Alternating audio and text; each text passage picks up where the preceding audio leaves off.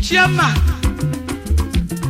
CEO, Achula Group of Companies. Akebuchawa. Obele mwagabani. Ekene lingi na mwenye. Milia. Ifedi mananya wala mwenye.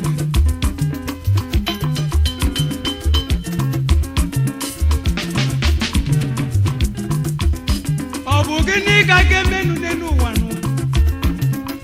Ifo mananya wala pupo. Obele nwa biko gabani.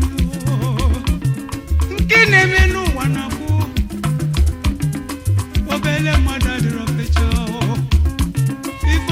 na-eme n'ukekwe na kpọnụ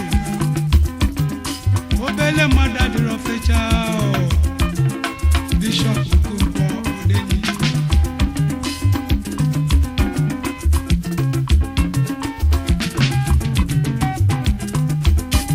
ịma Bishop Okonkwo biri eze enyi mba n'Ozugbo Keneli eze enyi mba na ọ bụla isi zụlọ ọrụ onye ọma biko biko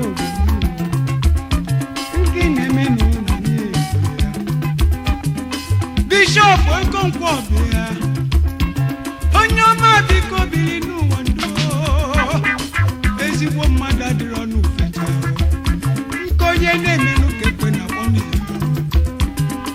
ezigbo mmadụ adịrọ fecha Bishop Okonkwo Odeni ezigbo mmadụ adịrọ fecha nke onye na-eme ka ekwe ji akpọnụ nnukwu mmadụ adịrọ fecha Bishop Okonkwo Odeni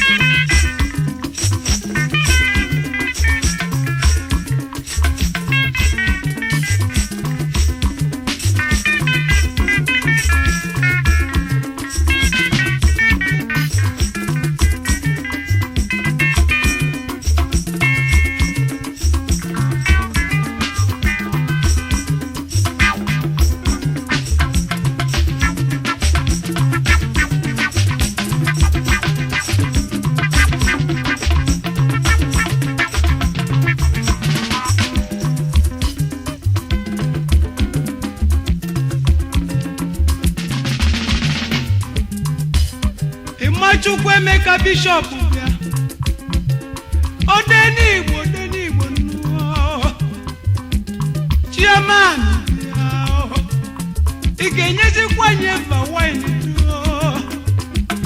Ekwulo grupu Abaka Ekwulo grupu ya akasị ọ bụ na ịmara ọbịa kolulu ike obi wela anya ifulu n'ikwelu ị ga-enyezikwa nye mba wine